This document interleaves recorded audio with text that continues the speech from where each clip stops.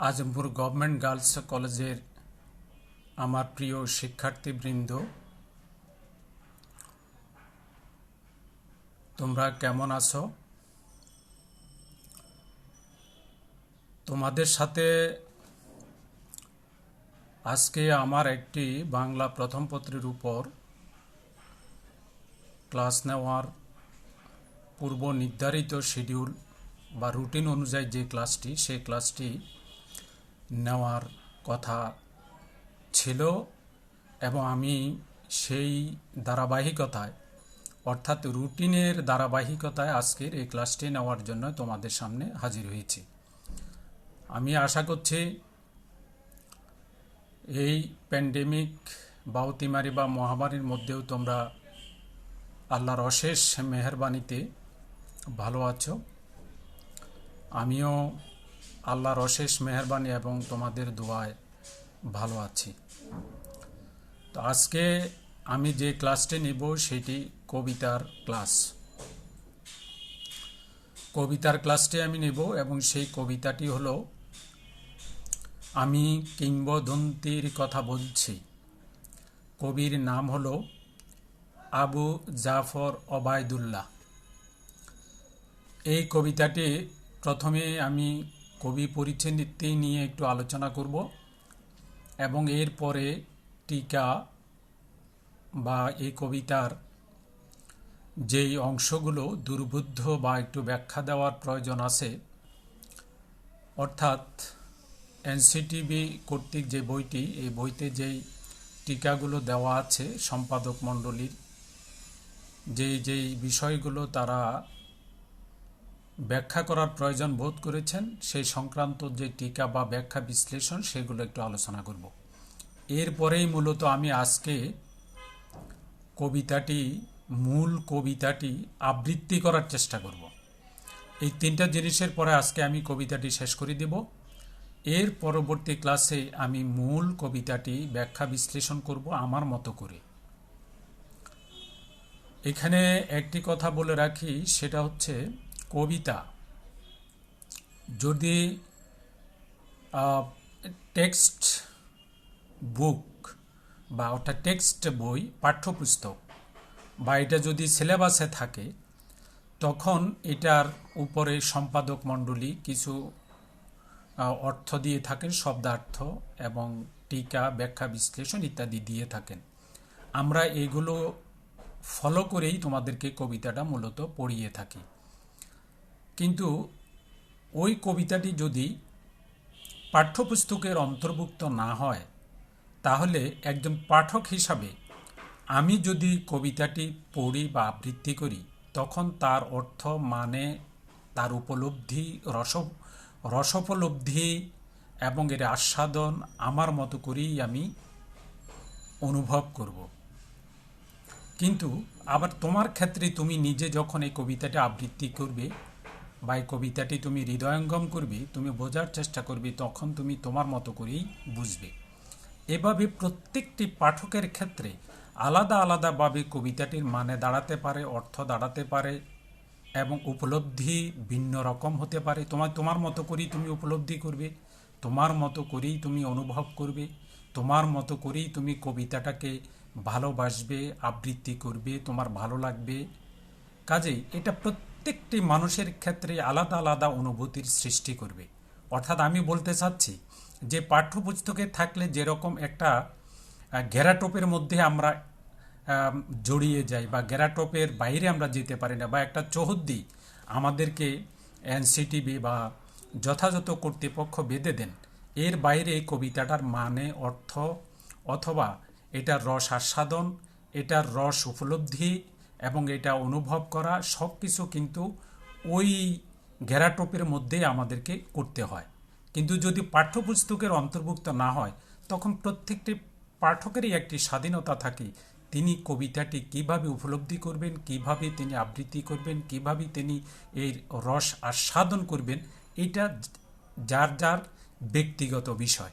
কিন্তু যখন পাঠ্যপুস্তকের অন্তর্ভুক্ত হয়ে যায়, তখন আর কবিতাটিকে আমরা আমাদের ব্যক্তিগত অনুভূতির কথা এবং কবিতাটার মানে কি দাঁড়ায়, কবিতাটাকে আমি কিভাবে উপলব্ধি করছি, কবিতাটাকে আমি কিভাবে হৃদয়ঙ্গম করছি, কবিতার রস আমি কিভাবে আস্বাদন করছি, এই কথাটা কিন্তু স্বাধীনভাবে বলা যায় না। কারণ পাঠ্যপুস্তকে যখন কবিতাটি অন্তর্ভুক্ত হয় তখন এটার উপর পরীক্ষা হয়, প্রশ্নপত্র প্রণীত হয়, তোমরা উত্তর লেখো, সেই হিসাবে আমাদেরকে এটা মূল্যায়ন করতে হয়।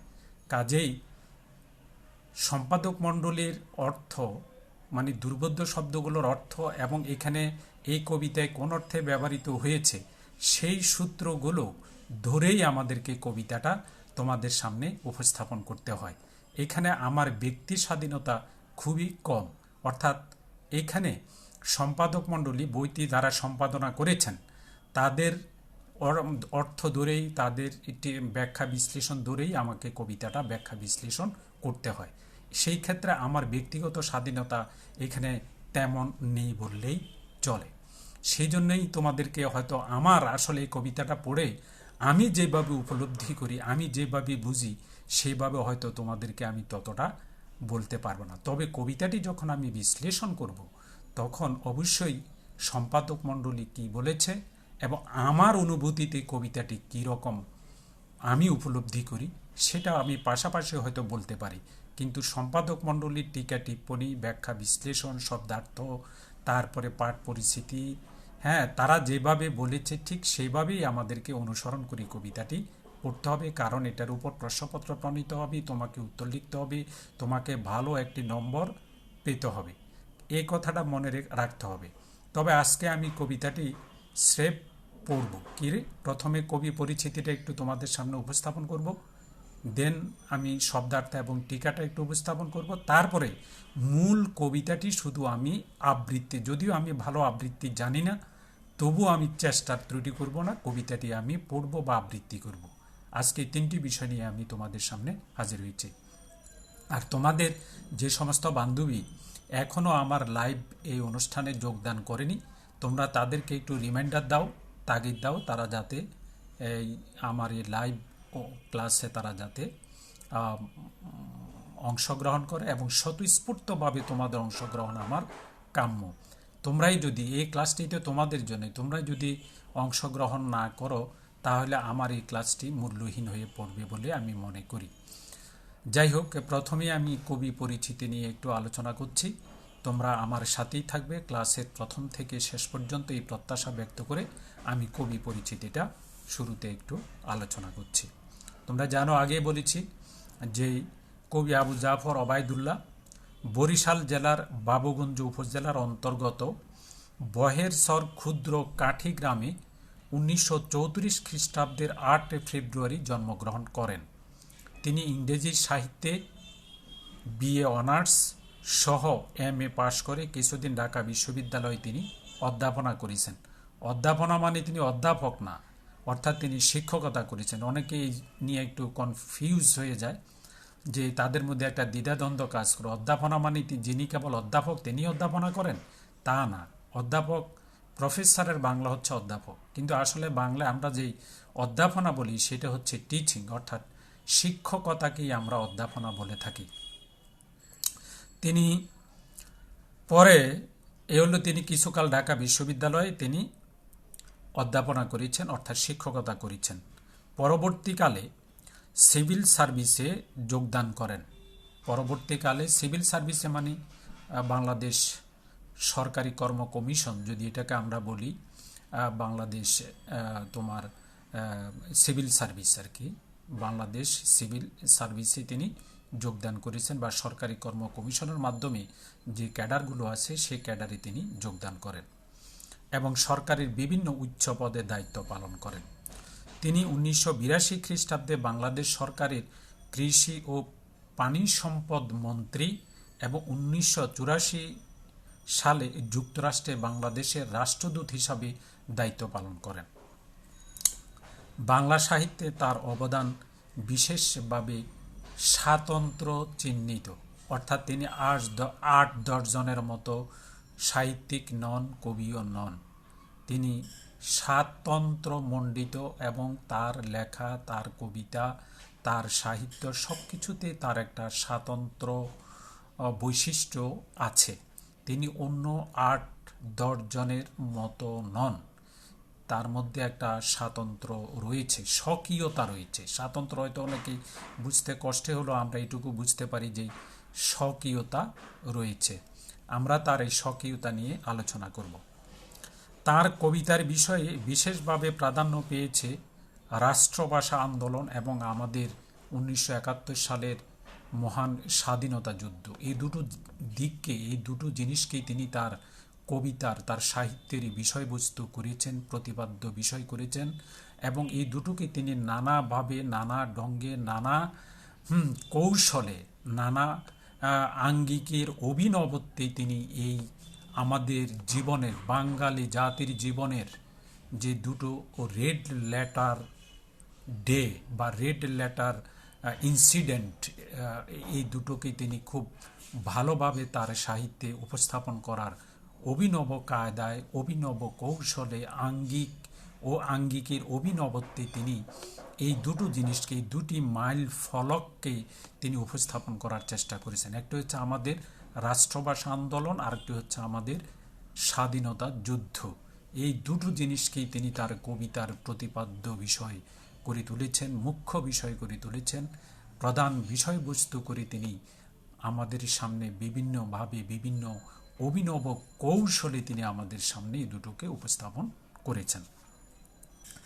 রাষ্ট্রভাষা আন্দোলন এবং এই বিষয়ক সাহিত্যে বিশেষ অবদান রাখার জন্য দেখো দুটো জিনিস, রাষ্ট্রভাষা আন্দোলন এবং এই বিষয়ক সাহিত্যে, অর্থাৎ রাষ্ট্রভাষাকে কেন্দ্র করে, মাতৃভাষাকে কেন্দ্র করে, রাষ্ট্রভাষা 1952 সালের রাষ্ট্রভাষা আন্দোলনকে কেন্দ্র করে তিনি যে সাহিত্য রচনা করেছেন, তিনি যে কাব্যের আঙ্গিকে অভিনবত্ব এনেছেন, তিনি যে পরীক্ষা নিরীক্ষার মাধ্যমে আমাদের এই রাষ্ট্রভাষাকে কতভাবে এবং কত অভিনব কৌশলে, কত অভিনব আঙ্গিকে উপস্থাপন করা যায়, যতভাবে পরীক্ষা নিরীক্ষা করা যায়, এই বিষয়ক অর্থাৎ রাষ্ট্রভাষা আন্দোলন বিষয়ক সাহিত্যের অবদানের জন্যই তিনি 21শে পদক লাভ করেন।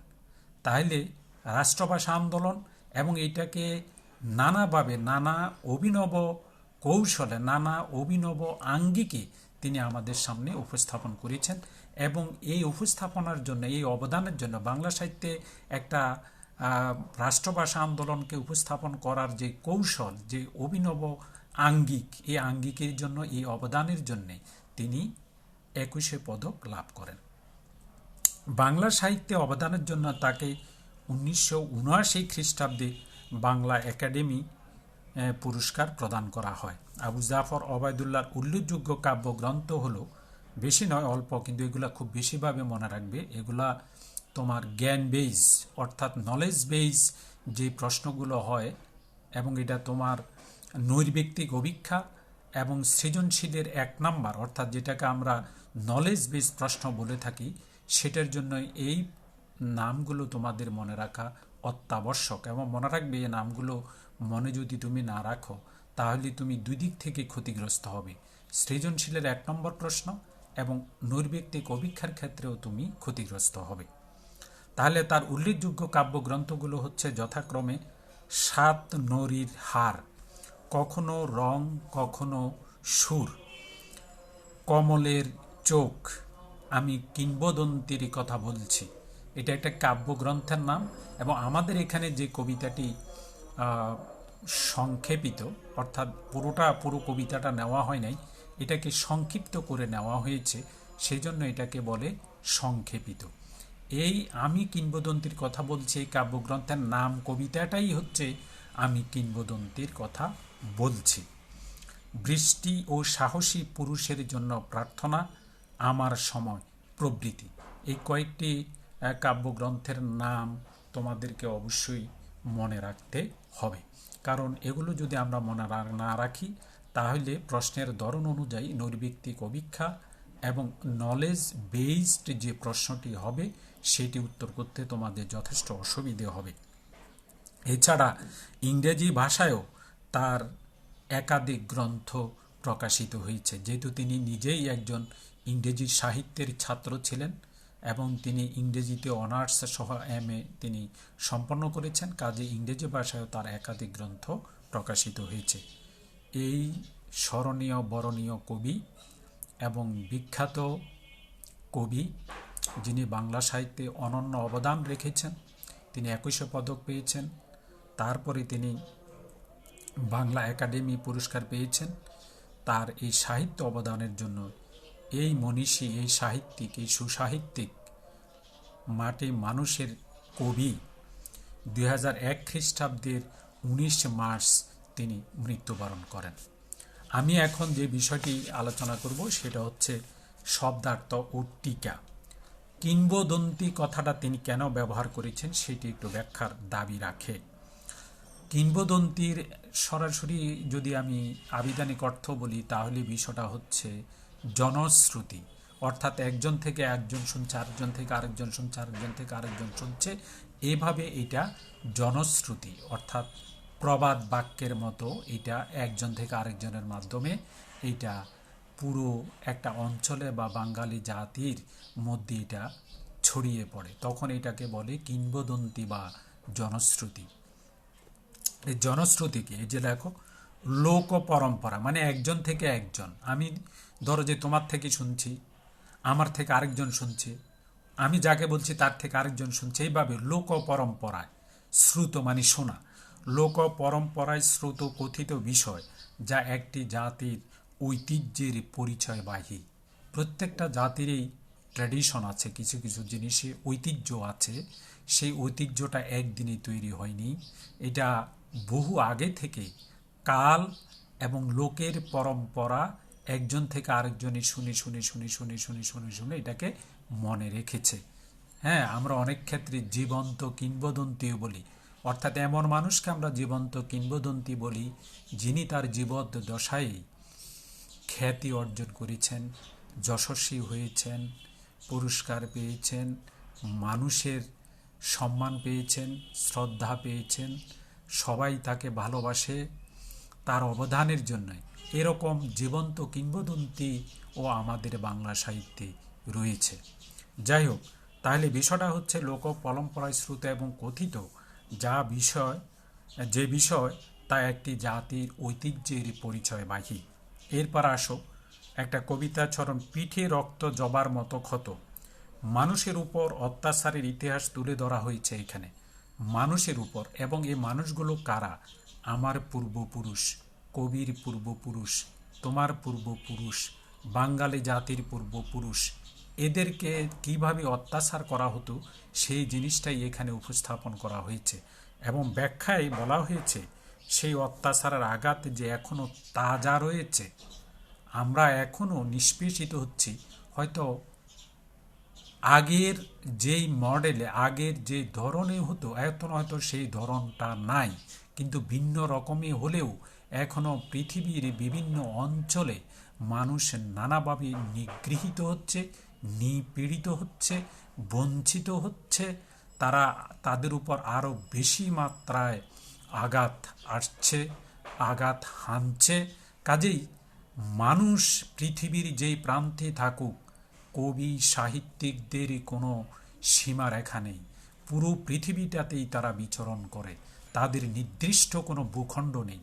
তাদের হয়তো আনুষ্ঠানিকভাবে তিনি একটি দেশের ভূখণ্ডে বসবাস করেন, সেই সূত্রে আমরা তাকে বলি তিনি অমুক দেশের কবি, অমুক দেশের সাহিত্যিক, অমুক দেশের ঔপন্যাসিক, অমুক দেশের ছোট গল্পকার, অমুক দেশের বৈজ্ঞানিক। কিন্তু এই সমস্ত সৃজনশীল মানুষ যারা, আমি আগেই বলছি এবং এখনও বলছি, সৃজনশীল মানুষ যারা, তাদের স্থান, কাল, পাত্র, সীমানা, বর্ডার এগুলা কিছুই নেই। তারা সর্বকালের, সর্বদেশের, সর্বমানুষের, সকল মানুষের জন্য তারা তাদের অবদানটাকে ছড়িয়ে দেয়। তারা একক কোনো দেশের জন্য নয়, একক কোনো দেশের মানুষের জন্য নয়, তারা সর্বজনীন, তারা সমগ্র পৃথিবীর জন্যেই অবদান রাখেন, সমগ্র পৃথিবীর মানুষই তার জন্যেই তারা কাজ করেন, তারা লেখেন। সব যারা নিপীড়িত, নিগৃহীত প্রত্যেক মানুষের কথাই তারা বলেন, তারা মানবতার কথা বলেন। শুধু কেন একটা ভূখণ্ডের মানবতা নয়, সমগ্র বিশ্বের মানবতার কথাই তারা বলেন, সমগ্র বিশ্বের মজলুম জনগণের কথাই তারা তাদের সাহিত্যে, কবিতায়, উপন্যাসে, ছোট গল্পে, নাটকে উপস্থাপন করেন। কাজেই তাদেরকে একটি ভূখণ্ডে তারা জন্ম হয়তো নিয়েছে, এই ভূখণ্ডে তারা হয়তো বড় হয়েছে, কিন্তু তারা বৈশ্বিক কবি, সাহিত্যিক, ঔপন্যাসিকেরাও সে বৈশ্বিক।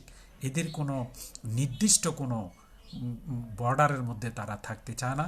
তারা বর্ডার পেরিয়ে, বর্ডারকে তারা অতিক্রম করে তাদের লেখা দিয়ে, বর্ডার অতিক্রম করে, সীমানা অতিক্রম করে, সমগ্র বিশ্বে তারা তাদেরকে উপস্থাপন করে শুধুমাত্র তাদের লেখার অবদানের মাধ্যমে। যাই হোক, সেই অত্যাচারের আঘাত যে এখনও তাজা রয়েছে তা বোঝাতেই রক্ত জবার প্রসঙ্গ ব্যবহৃত হয়েছে। আরও লক্ষণীয়, আঘাত রয়েছে পিঠে। তাহলে তুমি দেখো, আমার পিঠে যদি কেউ আঘাত করে, তাহলে কি এটা কিসের লক্ষণ? এইটা যে আঘাতে করেছে, এটা হচ্ছে পুরুষের লক্ষণ। সত্যিকারের বীর কখনো পিছন দিক থেকে অতর্কিতে হামলা করে না। অতর্কিতে যারা হামলা করে পিছন দিক থেকে, এরা হচ্ছে পুরুষ, কুজে পুরুষ। কাজেই এই সমস্ত পুরুষেরা আমাদের পূর্বপুরুষকে এভাবেই আঘাত করেছে, মেরেছে, তাদেরকে লাঞ্ছনা করেছে, গঞ্জনা করেছে, তাদেরকে যাচ্ছেতাইভাবে তারা ব্যবহার করেছে। কাজে এ সমস্ত পুরুষদের থেকে আমাদেরকে সতর্ক থাকতে হবে। এখনও কালে কালে, যুগে যুগে, দেশে দেশে, সমাজে, সব জায়গায় এই ধরনের পুরুষের কোনো অভাব নেই, যারা তোমার অগোচরে তোমার সাথে বন্ধুত্বের ভাব দেখায়, কিন্তু সুযোগ পেলেই তারা আঘাত করে, এবং সে আঘাতটা পেছন থেকে তোমার অগোচরেই করে। অর্থাৎ শত্রুরা বীরুকা পুরুষের মতো পেছন থেকে আক্রমণ করেছে, কিংবা বন্দীকৃত দাসের উপর ঝাঁপিয়ে পড়েছে।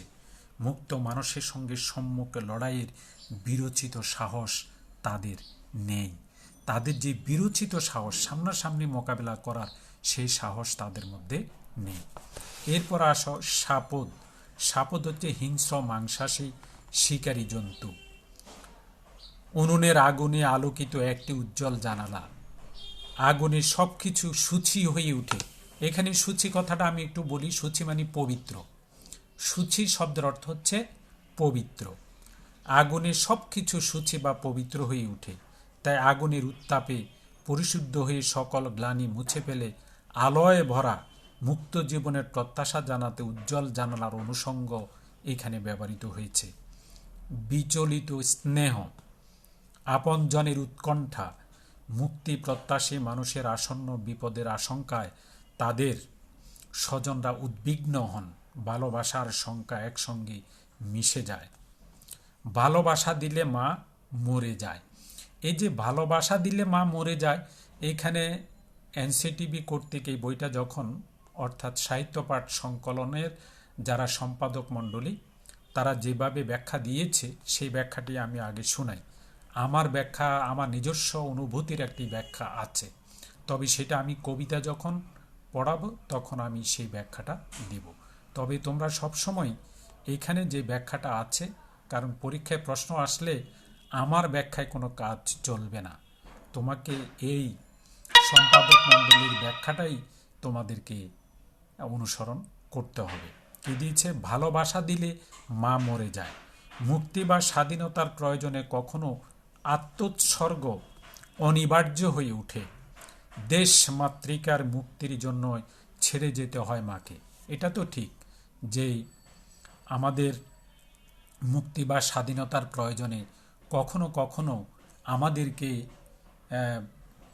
উৎসর্গ, নিজের আত্মাকে উৎসর্গ করতে হয়, নিজেকে উৎসর্গ করতে হয়। এটা প্রয়োজনীয়তা দেখা দেয়। কাজেই দেশ মাতৃকার মুক্তির জন্যে, মাতৃভূমি, মা, মাটি, মানুষের জন্যে কখনো কখনো মানুষকে, মাকে, দেশকে, সব কিছুকে ছেড়েই আমাদেরকে চলে যেতে হয়। কেউ হয়তো ফিরে আসে, কেউ হয়তো ফিরে আসে না, কিন্তু এই যে উৎসর্গ, এই উৎসর্গ করাটাই হচ্ছে মূলত এইখানে ভালোবাসা দিলে মা মরে যায়, এই কথাটা বোঝানো হয়েছে। অর্থাৎ এখানে মা এবং পরিবারকে ছাড়িয়ে, মা এবং পরিবারকে ছাপিয়ে, একটা জিনিস মনে রাখবে, ছাপিয়ে দেশের প্রতি প্রগাঢ় ভালোবাসাকে, নিবিড় ভালোবাসাকে মূলত বলা হয়েছে দিয়ে ভালোবাসা দিলে মা মরে যায়। এটা হচ্ছে এনসিটিবির ব্যাখ্যা, অর্থাৎ আমাদের পাঠ্যপুস্তক বোর্ডের ব্যাখ্যা। আমি সেই ব্যাখ্যাটাই তোমাদেরকে বলছি। ভালোবাসা দিলে মা মরে যায়। মুক্তি এবং স্বাধীনতার প্রয়োজনে আমাদেরকে আত্ম উৎসর্গ করতে হয়। দেশ মাতৃকার জন্য অনেক সময় আমাদেরকে মাকে, মায়ের ভালোবাসাকে, মায়ের স্নেহ ডোরকে, মায়ের ভালোবাসার আঁচলকে ছেড়ে আমাদেরকে আত্ম উৎসর্গের জন্য, আমাদেরকে শত্রুমুক্ত করবার জন্যই যুদ্ধক্ষেত্রে আমাদেরকে যেতে হয়। তো তারা বলছেন মা এবং পরিবারকে ছাপিয়ে দেশের জন্য যে আত্ম উৎসর্গ, দেশের জন্য, মানুষের জন্য, মাতৃভূমির জন্য, মায়ের ভূমির জন্য, মায়ের ভূমির সম্মান রক্ষার জন্য, মায়ের ভূমি, মাতৃভূমির ভূমিকে শত্রুমুক্ত করবার জন্যে দেশের প্রতি যে প্রগাঢ় ভালোবাসা, গভীর ভালোবাসা, নিবিড় ভালোবাসা, এই নিবিড় ভালোবাসাকে, গভীর ভালোবাসাকে এখানে এই কবিতায় ভালোবাসা দিলে মা মরে যায় এই অর্থে বলা হয়েছে। কাজে তোমাদেরকে এটাই এখানে ভালো করে মনে রাখতে হবে। সূর্যকে হৃৎপিণ্ডে ধরে রাখা অবিশ্বাস্য ব্যাপার। সূর্যকে তুমি হৃৎপিণ্ডে কিভাবে ধরে রাখবে? অর্থটা খুবই তাৎপর্যপূর্ণ, একটু খেয়াল করো। সূর্য সকল শক্তির উৎস, তাই এই সর্বশক্তির আধারকে হৃদয়ে ধারণ করতে পারলে মুক্তি অনিবার্য। তো সূর্যকে আমরা, এটা যেহেতু সকল শক্তির উৎস, কাজেই একটা কথা আছে না যে বনের বাঘে খায় না, মনের বাঘে খায়। কাজেই মনের ভিতরে যে তোমার যে শক্তি, এটাই হচ্ছে সূর্যের শক্তি। কারণ আমাদের যত শক্তি আছে, দৈহিক, মানসিক, বাহ্যিক, আলো, যেটা আমরা দিনের আলো, সূর্যের আলো পাই, সকল শক্তির উৎসই হচ্ছে সূর্য। এই সূর্যের শক্তিটাই সকল শক্তির মূল শক্তি বা আধার বলে এটাকে। কাজেই এই শক্তিটাকে, এই সূর্যের এই আধারটাকে যদি আমরা আমাদের অন্তরে ধরে রাখতে পারি, আমাদের হৃৎপিণ্ডে যদি আমরা ধরে রাখতে পারি, তাহলেই আমরা যে কোনো অমানিসা, যে কোনো অন্ধকার, যে কোনো দুর্যোগ, যেই কোনো যুদ্ধ বিগ্রহ, আমার মাতৃভূমিকে শত্রুমুক্ত করবার জন্য যত সাহস দরকার, এই সব কিছুই আসবে আমার এই হৃৎপিণ্ড, অর্থাৎ আমার এই মন থেকে। তখন আর আমাদের আর কোনো অসুবিধা, অর্থাৎ সাহসটাই হলো এখানে মেইন জিনিস, মূল জিনিস। কাজেই আমরা যদি আমাদের হৃদয়ে, আমরা যদি আমাদের হৃৎপিণ্ডে, আমরা যদি আমাদের মনের মধ্যে যদি এই সূর্যটাকে, অর্থাৎ সূর্যের মতো শক্তিটাকে যদি আমরা ধরে রাখতে পারি, তাহলে আমাদের যে কোনো শৃঙ্খল থেকে, যে কোনো দুর্যোগ থেকে, যে কোনো মহামারী থেকে, যে কোনো বিপদ আপদ থেকে, মাতৃভূমিতে যদি বহির্শত্রু আক্রমণ করে, সেটা থেকে শত্রুকে পরাজিত করবার জন্যে আমাদের অনিবার্য মুক্তির মহৌষধ হচ্ছে এই শক্তি। সূর্য তো এখানে একটা প্রতীক মাত্র, সূর্য তো সকল শক্তির আধার। কাজেই এই সূর্যকে, সূর্যের শক্তিকে যদি আমরা হৃদয়ে, মননে সর্বক্ষণ যদি দূরে রাখতে পারি, সারাক্ষণ যদি দূরে রাখতে পারি, এবং সাহসিকতার সঙ্গে যদি আমরা শত্রুকে মোকাবেলা করতে পারি, তাহলেই আমরা, আমাদের মুক্তি অনিবার্য। কবির মতে এই সামর্থ্য অর্জনের একমাত্র উপায় হলো কবিতা শোনা। আর কবির কাছে এটার মানে একমাত্র আরাধনা হচ্ছে যে এটা যদি আমাদেরকে অর্জন করতে হয়, এই শক্তি যদি আমাদেরকে অর্জন করতে হয়, সূর্যকে যদি আমরা হৃৎপিণ্ডে ধরে রাখার মতো শক্তি অর্জন করতে চাই, তাহলে আমাদের বেশি কিছু করার প্রয়োজন নেই, শুধুমাত্র কবিতা শুনলেই চলবে। কারণ সবাই তো আর কবিতা লেখে না, আর সবাই তো কবিও হয় না। পাঠক কি, যারা লেখে তাদের কবিতা পাঠ করলে বা শুনলেই তুমি সেই শক্তিটা অর্জন করতে পারবে। কবিতাকে আত্মস্থ করা, কবিতাকে শোনা, কেননা কবির কাছে শুধু কবিতাই সত্য, আর সত্যই হচ্ছে শক্তি। কবির কাছে কবিতাটাই হচ্ছে সত্য, আর সত্যটাই হচ্ছে শক্তির আধার, শক্তি, যেটাকে হৃৎপিণ্ডের সাথে তুলনা করা হয়েছে, সূর্যকে হৃৎপিণ্ডে ধরে রাখা। যাই হোক, আমি এখন যে কাজটা করব সেটা হচ্ছে আমি কবিতাটি পড়ব তোমাদের সাথে, অর্থাৎ আবৃত্তি তো আসলে আমি ওইভাবে আবৃত্তিকার নই, তবু আমি চেষ্টা করব যে কবিতাটা যাতে আমি একটু পড়ি, ওইকে ব্যাখ্যা করব না, বিশ্লেষণ করব না, জাস্ট আমি একটু পড়ার চেষ্টা করি পুরো কবিতাটা। কবিতাটা দীর্ঘ হলেও কবিতাটা শুনতে আমার মনে হয় তোমাদের একেবারেই খারাপ লাগবে না।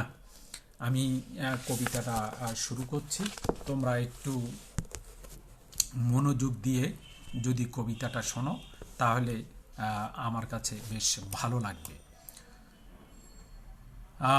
কবিতার নাম হচ্ছে আমি কিংবদন্তির কথা বলছি। কবির নাম আবু জাফর ওবায়দুল্লাহ। আমি আমার পূর্বপুরুষের কথা বলছি, তার করতলে পলি মাটির সৌরভ ছিল, তার পিঠে রক্ত জবার মতো ক্ষত ছিল। তিনি অতিক্রান্ত পাহাড়ের কথা বলতেন, পতিত জমি আবাদের কথা বলতেন। তিনি কবি এবং কবিতার কথা বলতেন। জিওবাই উচ্চারিত প্রতিটি সত্য শব্দ কবিতা, কর্ষিত জমির প্রতিটি শস্যদানা কবিতা। যে কবিতা শুনতে জানে না সে ঝড়ের আর্তনাদ শুনবে, যে কবিতা শুনতে জানে না সেই দিগন্তের অধিকার থেকে বঞ্চিত হবে, যে কবিতা শুনতে জানে না সে আজন্ম কৃতদাস থেকে যাবে। আমি উচ্চারিত সত্যের মতো স্বপ্নের কথা বলছি, উনুনের আগুনে আলোকিত একটি উজ্জ্বল জানালার কথা বলছি। আমি আমার মায়ের কথা বলছি। তিনি বলতেন, প্রবহমান নদী যে সাঁতার জানে না তাকেও ভাসিয়ে রাখে। যে কবিতা শুনতে জানে না সে নদীতে ভাসতে পারে না। যে কবিতা শুনতে জানে না সে মাছের সঙ্গে খেলা করতে পারে না। যে কবিতা শুনতে জানে না সে মায়ের কোলে শুয়ে গল্প শুনতে পারে না। আমি কিংবদন্তির কথা বলছি, আমি আমার পূর্বপুরুষের কথা বলছি, আমি বিচলিত স্নেহের কথা বলছি, গর্ভবতী বোনের মৃত্যুর কথা বলছি। আমি আমার ভালোবাসার কথা বলছি। ভালোবাসা দিলে মা মরে যায়, যুদ্ধ আসে ভালোবেসে, মায়ের ছেলেরা চলে যায়। আমি আমার ভাইয়ের কথা বলছি। যে কবিতা শুনতে জানে না সে সন্তানের জন্য মরতে পারে না। যে কবিতা শুনতে জানে না সে ভালোবেসে যুদ্ধে যেতে পারে না। যে কবিতা শুনতে জানে না সে সূর্যকে হৃৎপিণ্ডে ধরে রাখতে পারে না। আমি কিংবদন্তির কথা বলছি, আমি আমার পূর্বপুরুষের কথা বলছি। তার পিঠে রক্ত জবার মতো ক্ষত ছিল, কারণ তিনি কৃতদাস ছিলেন। যে কর্ষণ করে সত্যের সম্ভার তাকে সমৃদ্ধ করবে, যে মৎস্য লালন করে প্রবহমান নদী তাকে পুরস্কৃত করবে, যে গাভীর পরিচর্যা করে জননীর আশীর্বাদ তাকে দীর্ঘায়ু করবে, যে লোহখণ্ডকে প্রজ্বলিত করে ইস্পাতের তরবারি তাকে সশস্ত্র করবে। দীর্ঘ দেহ পুত্রগণ, আমি তোমাদের বলছি, আমি আমার মায়ের কথা বলছি, বোনের মৃত্যুর কথা বলছি, ভাইয়ের যুদ্ধের কথা বলছি, আমি আমার ভালোবাসার কথা বলছি। আমি কবি এবং কবিতার কথা বলছি। সশস্ত্র সুন্দরের অনিবার্য অভ্যুত্থান কবিতা, সুপুরুষ ভালোবাসার সুকণ্ঠ সঙ্গীত কবিতা, জিওবাই উচ্চারিত প্রতিটি মুক্ত শব্দ কবিতা, রক্ত জবার মতো প্রতিরোধের উচ্চারণ কবিতা। আমরা কি তার মতো কবিতার কথা বলতে পারবো?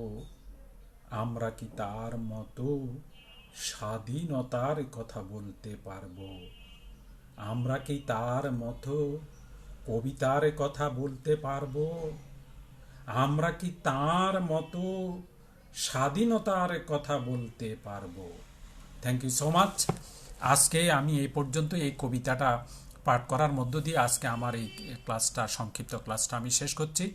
আগামী ক্লাসে আমি মূল কবিতাটি এবং পাঠ পরিস্থিতি ব্যাখ্যা বিশ্লেষণ আমি আমার মতোই করব।